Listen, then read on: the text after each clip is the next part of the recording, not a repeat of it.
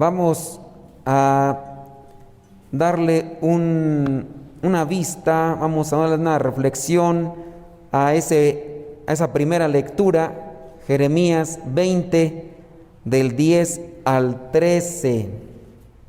Puedo oír que la gente cuchichea, hay terror por todas partes.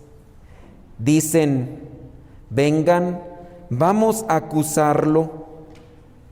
Aún mis amigos esperan que yo dé un paso en falso.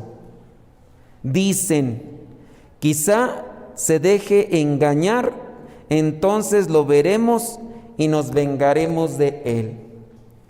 Imagínense por la situación que pasa este profeta de Dios, que no hizo cosas malas y que por las cosas buenas lo están acorralando, lo están queriendo que caiga para darle una zancadilla y acabar con su vida. Puedo oír que la gente cuchichea, hay terror por todas partes. Incluso dice, sus amigos esperan a que dé un paso en falso.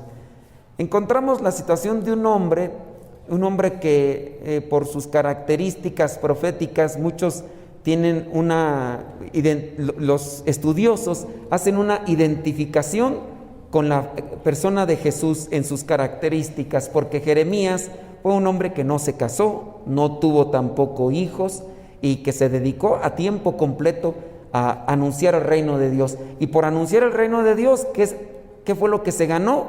Pues aquí hay un resumen. La gente cuchicheaba, había terror por todas partes, muchos querían acabar con su vida, y ese puede ser el destino del profeta. No en todos los casos sucedió así, pero en la mayoría ese fue el destino o esa fue la situación que le rodeó. ¿Qué nos puede decir entonces la palabra de Dios aquí? Que quien no tenga enemigos por anunciar la palabra de Dios, entonces no la está anunciando bien. Si nosotros nos hemos estado dedicando a anunciar el reino de Dios con palabra y con testimonio, nos vamos a encontrar con enemistades, incluso de los que antes eran o son dizque nuestros amigos, nos van a querer atacar o van a estar esperando a ver a qué horas nos equivocamos. Por ejemplo, en el caso de alguien que está haciendo el bien, los demás no hablan de él, pero el día que se equivoca, hasta lo resaltan, dicen, mira, se equivocó, y tanto que hablaba, se llenaba el hocico de tantas cosas, y mira, pura hipocresía. Y así pasa en nuestras vidas. Entonces hay que mantener fuerte nuestra fe, pero también hay que prepararse, porque el profeta está prácticamente pronosticado o está, ¿cuál podría ser la palabra? Proyectado. El profeta está proyectado a que lo acorralen, a que le levanten falsos y a que lo estén por ahí atosigando. Eso está proyectado el profeta, porque a mucha gente le va a calar lo que diga, que sea bueno. Allí es una forma de poder decir nosotros, pues entonces lo que estoy diciendo a la gente le cala y por eso es que tengo enemigos. Si anuncias la palabra de Dios y no tienes enemigos, pues entonces no estás anunciando la palabra de Dios, porque la palabra de Dios incomoda hasta el que aparentemente camina bien.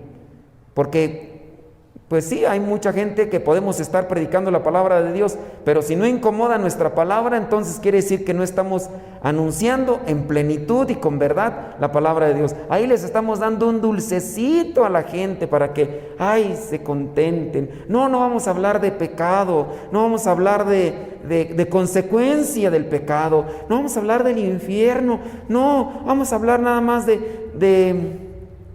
Dios misericordia. Es que Dios es puro amor, Dios es grande y Dios te ama mucho, ábrele tu corazón. Nunca te van a hablar del pecado, nunca te van a hablar es que si no te arrepientes, si no te conviertes, te vas a ir al infierno. Eso nunca te lo van a decir algunos. Nomás te van a decir, no, Dios es misericordioso. Si tú le abres tu corazón a Dios, Dios te perdona. Pero no le dicen, tienes que también soltar tu pecado y abrir tu corazón a Dios. No, nomás dicen, no, tú ábrele tu corazón a Dios y ya no. Por ahí hay mucha gente a veces que anda predicando ese tipo de cosas y por eso. Y luego también a mucha gente nada más le gusta escuchar eso, ya cuando uno les habla de acá de amarrarse bien acá, nomás no les gusta. ¿Qué es lo que tenemos que crear nosotros? En nosotros, ¿qué hay que hacer cuando la gente está platicando, está levantando chismes de nosotros? ¿Qué hay que hacer cuando la gente murmura de nosotros? ¿Qué hay que hacer cuando nos vemos incluso acorralados por situaciones de incertidumbre como las que se pueden escuchar en estos momentos por esta situación? ¿Qué hay que hacer cuando de repente ya incluso hasta nuestra familia se está apartando de nosotros y nada más nos están observando para ver a qué horas decimos una mala palabra o a ver a qué horas nos equivocamos para dejársenos ir como perros rabiosos y decirnos, ahí está, hipócritas, moscas muertas, nada más andaban ahí, nada más de fariseos, nada más, yo por eso no voy a la iglesia, porque nada más, miren, nada más ustedes andaban ahí todo el tiempo metidos y ahí ni salían, pero ahí está, pura hipocresía de ustedes. ¿Qué hay que hacer cuando nos pasa esto? ¿Qué harían ustedes o qué tienen que hacer? Rezar por ellos. Y aparte de rezar, ¿qué hay que hacer cuando ya uno está ante estas situaciones? ¿Qué hay que hacer? Dejarlos. No hay que dejarlos acá. No hay que dejarlos. Nos les vamos a las trompadas entonces. ¿Entonces qué? No, pero si son los que menos te van a escuchar y te están acá rato muerde y muerde y te van a sacar los trapitos al sol los de hace 20 años cuando todavía ni acercada a la iglesia están, ¿a poco no? Así son, ¿verdad? Que de repente con quererte atacar y tú, ahorita muy acá, pero hace 20 años ¿cómo andabas? A ver, no le estoy diciendo esto de Pérez. No es directa, ¿no? ¿Qué hay que hacer? A ver, allí, ¿qué se hace? Hay que seguir evangelizando, no achicopalarse. Y para no achicopalarse, ¿qué hay que hacer? Orar. Y bueno, ahí va más o menos. Acuérdense que dentro de lo que nos está proyectando esta primera lectura hay que cultivar la esperanza en nosotros. Si hay esperanza en nosotros, así puede estar una tempestad a nuestro alrededor, esperanza y confianza en el Señor, que eso fue también lo que desarrolló el profeta. El profeta no solamente se debe de dedicar a anunciar la palabra, sino que también debe dedicarse a cultivarse él en estas virtudes teologales que nos sostienen. Porque ustedes, pues sí, a lo mejor van a andar por allá predicando y todo, pero si no se cultivan en las virtudes teologales, va a venir una sacudida fuerte y a ustedes hasta los puede mandar a la depresión. Porque van a decir, pero ¿por qué a mí me atacan de esa manera si yo ni hago cosas malas? Ni digo cosas malas, y ahora me están atacando. Cultive las virtudes teologales. ¿Cuáles son las virtudes teologales? Fe, esperanza y caridad. ¿Cuáles son las virtudes cardinales? Ahí fue donde torció la puerca el rabo, Apúntense las virtudes cardinales y ya las buscan y las cultivan también, que son necesarias para el eficaz anuncio de la palabra de Dios. Si ustedes van a decir, dígamelas, no se las voy a decir. Pues ahora sí, búsquenme por ahí, rásquense con sus propias uñas, Virtudes cardinales, unas. Virtudes teologales, ya ustedes ya las dijeron, fe, esperanza y caridad. Son 3, por eso se las aprendieron, las otras como son más.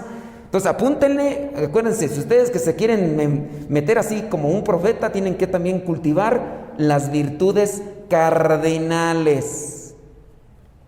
Las virtudes cardinales. Bueno, hablando entonces de lo que nos sostiene, la esperanza. Si un profeta se descuida por andar anunciando nada más la palabra de Dios y no se cultiva en su corazón, va a terminar derrumbado.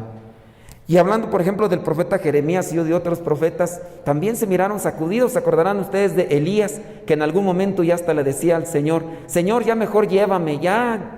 ¿Por qué? Acuérdense quién lo andaba persiguiendo Jezabel y Ahaz, porque habían acabado con más de 300 sacerdotes que tenían de Baal y lo andaban por ahí buscando. Y entonces en su huida de Señor, ya mejor llévame. ¿Por qué? Porque se había desesperanzado.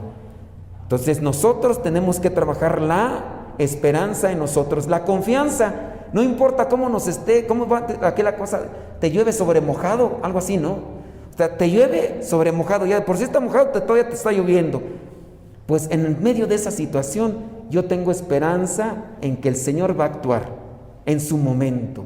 a su manera y con justicia, no para darme gusto ni para sentirme contento y decir, ándele perro para que se le quite. No, uno tiene que tener la confianza en el Señor, es decir, Él va a actuar en su momento. Nosotros estamos haciendo el bien. Yo estoy diciendo el bien, no le deseo mal a la gente, aún así me hayan levantado en falsos, aún así hayan movido cielo, mar y tierra para derrumbarme, destruirme y manchar mi imagen. Yo voy a mantener mi esperanza en el Señor. Entonces, cuando nos veamos derrumbados y sacudidos nosotros, preguntémonos, bueno, ¿he cultivado en mí estas virtudes? Fe, tengo fe en el Señor, tengo esperanza. ¿Cuál es la otra? Caridad, que es la que me mueve a entregarme. Jeremías lo tenía esa esperanza y por eso se desarrolla lo que vendrían a ser estas expresiones. Miren, en el versículo 12, Señor Todopoderoso, tú que examinas con justicia, tú que ves hasta lo más íntimo del hombre, hazme ver cómo castigas a esa gente, pues he visto mi causa en tus manos. Canten al Señor, alaben al Señor, pues Él salva al afligido del poder de los malvados. Uno debe de mantenerse fiel al Señor y seguir haciendo lo que Él nos ha encomendado. Así que los chismes van y vienen, y a veces de quien más duele es de la misma familia, que el primo, que el tío, que la cuñada, o que la nuera, o que la misma suegra. A veces de ahí es donde más nos cala que de repente nos estén señalando o que nos estén remarcando nuestros defectos o las cosas que hicimos hace 10, 15, 20 años cuando todavía andábamos como chivas, no como ovejas descarriadas. Pero hay que mantener la esperanza. Cultivemos la esperanza para que no nos vengan a derrumbar las pedradas de los demás. Y hablando de pedradas, vámonos al Evangelio. Ahí están estos judíos. Estos judíos dice que volvieron a tomar piedras para tirárselas ¿a quién? A Jesús. El odio también se cultiva y viene a tener sus frutos. Jesús les dijo, por el poder de mi Padre he hecho muchas cosas buenas delante de ustedes, ¿por cuál de ellas me van a apedrear? Y ya entonces vienen a presentar su objeción estos judíos. No te vamos a apedrear por ninguna cosa buena que hayas hecho, sino porque tus palabras son una ofensa contra Dios. ¿Quién decía que eran una ofensa para Dios? Era su juicio, era lo que vendría a ser su pensamiento, su discernimiento, y estaba equivocado. Jesucristo mismo agarra la palabra de Dios y dice, la ley de ustedes, la que ustedes observan, dice en tal parte esto, analícenlo. Y así también, en base a ese análisis de esta parte de la Escritura, júzguenme. Y eso es donde más tirria les da, porque Jesús mismo está agarrando la ley de los judíos para defenderse, pero como aquellos están cegados por el odio, por el enojo, no entienden razones. Y ahí remarcamos nuevamente esta situación que se puede dar en nuestros entornos familiares o sociales o laborales. Alguien que nos está queriendo a fuerzas meter zancadilla, y aunque tú le presentes razones lógicas, no lo va a entender. ¿Por qué? Porque cuando la necedad se cruza en la mente, no permite que haya una reflexión y un razonamiento. Cuidado entonces con el enojo, cuidado entonces con el odio, porque va a hacer que se eclipse la razón y que con eso se impida también descubrir la verdad y la justicia, que es la que nos permite caminar con libertad en la vida. Y entonces vamos a andar queriendo hacer solamente juicios a nuestra disposición. Yo no sé ustedes qué ven, por ejemplo, en el YouTube, ustedes que ven en el YouTube películas, series, por ahí hay unos debates muy buenos. Está el debate de un señor que anda presentando objeciones con fundamento, con verdad, con lógica, con respecto a lo que es estas leyes que están buscando implantar en algunos países para despenalizar el aborto. El señor aunque no es un católico, porque no es la intención de presentar la figura católica del Señor, que al parecer no lo es, y que incluso ha dicho que no ha leído la Biblia, pero lo que sí presenta es un discurso lógico dentro de lo que son objeciones a posturas sociales. Este señor se llama Agustín Laje. Si ustedes no lo han buscado ahí en el internet, búsquenlo. Ahí tiene su canal.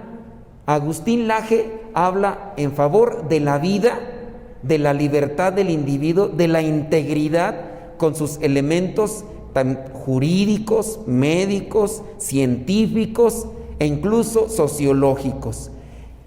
Y acaba por ahí, yo nomás he visto unas cuantas de él, he visto unas formas en las que se ha enfrentado a personas que tienen muchos sofismas. Ustedes dirán, ¿qué es un sofisma? Es el arte de engañar a las personas con palabras. Cuando digan, tú eres un sofista, entonces eres una persona embaucadora. ¿Quién es un sofista en nuestra actualidad? Los políticos. La mayoría, no, yo creo que se ha de salvar uno o dos, y esos no los conocemos porque no los dejan llegar arriba. Pero la mayoría de políticos son sofistas. Ellos inventan o acomodan cosas que te las presentan con verdad y tú les crees y los sigues a ellos al pie de la letra, aunque hayan hecho el mal y todo, y se presentan como los blancos corderos, y ahí está la gente incluso apoyándolos y respaldándolos cuando hay pruebas fidedignas y claras, contundentes. Ya estoy hablando como los políticos, yo también, ¿verdad? Es que de ver se pega. Pero sí, ustedes quieren ver lo que vendría a ser estas formas dialécticas en las cuales en la actualidad algunos se están enfrentando. Chéquense esos debates de Agustín Laje ahí en el internet. Y esto con base no a una cuestión religiosa, sino a una cuestión de derecho de vida. Ahí cuando ustedes estén haciendo sus quehaceres, aunque no lo vean, escúchenlas nada más y analicen también lo que vendrían a ser estos esquemas, estas estructuras lógicas que, aunque uno no conozca mucho del tema, a uno le pueden ir abriendo la creatividad, pero también la inquietud de aprender también cómo presentar proyectos para defendernos en contra de los ataques que nos hacen ahí. Bueno, pues Jesús en aquel tiempo tenía este tipo de debates, estos debates donde lo atacaban, lo señalaban, lo juzgaban, y él con la misma ley que ellos tenían se defendía. Y la gente, como está llena de soberbia, como están todos necios, no entienden razones, como dice aquel de la canción, no entendían razones, andando ¿en qué? En la borrachera. Es que ustedes no saben la canción de quién era, de Antonio Aguilar, ¿no? Gabino Barrera no entiende razones andando en la borrachera. Bueno, ustedes no están borrachos, pero a veces no me agarran ahí la onda. Ustedes son de Parchís para acá, yo soy de allá de las Jilguerillas para atrás. Bueno, ahí Jesús se está defendiendo. Nosotros también, en base a esto, debemos de buscar conocer. Yo, si les estoy diciendo los nombres de este Señor y otras cuestiones de las virtudes cardinales, es porque en parte también quiero que se cultiven, que se nutran, porque pues sí, querérselo dejar a Dios todo y vamos a rezar una oración para que se convierta. Yo no le voy a decir nada, yo no me voy a defender con algo. No, hay que Dios trabaje. Pues entonces, ¿para qué nos dio Dios la inteligencia? Hay que ponerla a trabajar. Sabemos leer, saben leer, pónganse a leer un poquito ahí, virtudes cardinales. Vamos a escuchar eso de Agustín Laje. Voy a leerme este librito, o voy a leer algo que me nutre, que me cultive con relación a algo que tengo que responder. A ustedes que dan los temas bíblicos, yo pienso que han aprendido más de ahora que dan temas que cuando los recibían. Y por eso es que no le saquen a dar temas, aunque digan puras herejías, pero a ver, pero ahí poco a poco se van a ir corrigiendo. Ya cuando los escuche yo que les diga, hey, excuse me, eso no, corrígete esto. Pero hay gente tímida, hay gente que como que se detiene. Entonces hay que tratar de acomodar las cosas en conocimiento para tratar de cultivarse más. Dice ya más en el versículo 33, no te vamos a apedrear por ninguna cosa buena que hayas hecho, sino porque tus palabras son una ofensa contra Dios. El juicio particular que estaban haciendo estos. Ya después en el versículo 38 dice, pero si las hago, aunque no me crean a mí, crean en las obras que hago, para que sepan de una vez por todas que el Padre está en mí. Cuando uno no puede hacer que el otro entienda las palabras por lo que uno predica o lo que uno dice, debemos de buscar que haya congruencia. ¿Qué es congruencia? Hacer de lo que decimos, lo estemos haciendo. Entonces, en nuestra predicación debe de haber congruencia. De lo que nosotros les decimos a los demás, hay que esforzarnos en lo más que se pueda, en lo que yo digo de la palabra, lo estoy viviendo o me estoy esforzando. En eso no habrá ningún reproche, ninguna queja. Ustedes, los que dan temas o los que predican, también en base a eso hay que hacerse un cuestionamiento. ¿Hay congruencia? Ustedes que a lo mejor no dan temas van a decir, no, pues yo no doy temas, no debo de tener congruencia. Pues aunque reces un Padre Nuestro, que en ese Padre Nuestro que tú rezas haya congruencia en tu vida y que lo vivas. Sin duda esa será nuestra mejor defensa ante aquel que nos reprocha, que nos señala, y también ante Dios. La mejor defensa será la congruencia de vida conforme a los principios cristianos que nosotros ya hemos guardado en nuestra cabeza. ¿Nos estamos esforzando? Pues bueno, hay que tener la esperanza, hay que tener la fe que el Señor nos regala y que todos los días podemos irla cultivando, y en esa medida ir dando poco a poco testimonio a los demás de la presencia de Cristo en nuestras vidas. Pues dejémosla ahí para que analicemos y reflexionemos cómo andamos caminando en estos senderos del Señor, y así de esa manera también ayudemos a otros a que se integren en este camino.